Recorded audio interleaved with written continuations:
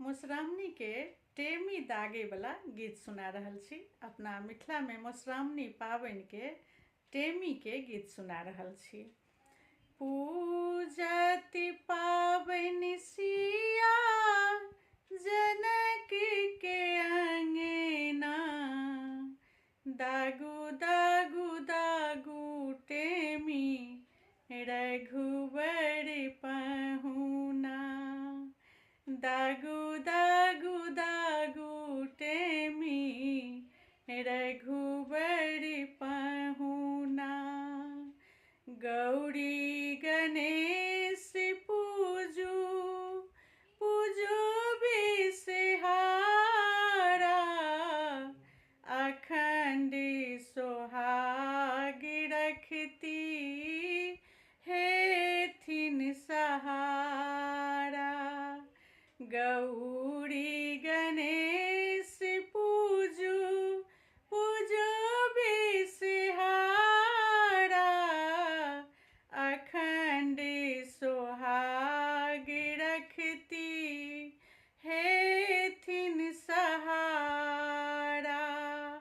सिंगारी सजा क बसली पहिर क गहना, सिंगारी सजा क बसली पहिर के गहना, दागु दागु दागु टेमी रघुबर पहुना, दागु दागु दागु टेमी रघुबर पहुना।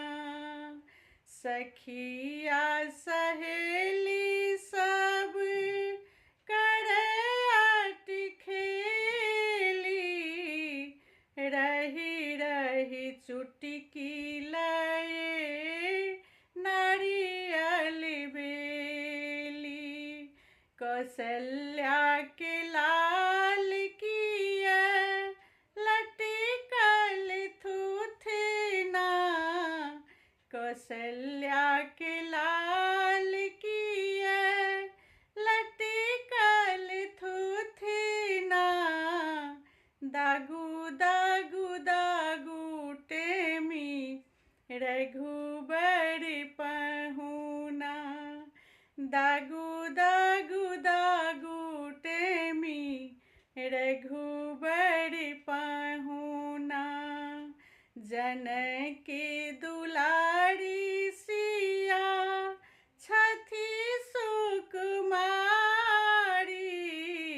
जोड़ी सन नैना मुनबै अवध बिहारी, जोड़ी सन नैना मुनबै अवध बिहारी। जनक दुलारी सिया छथि सुकुमारी,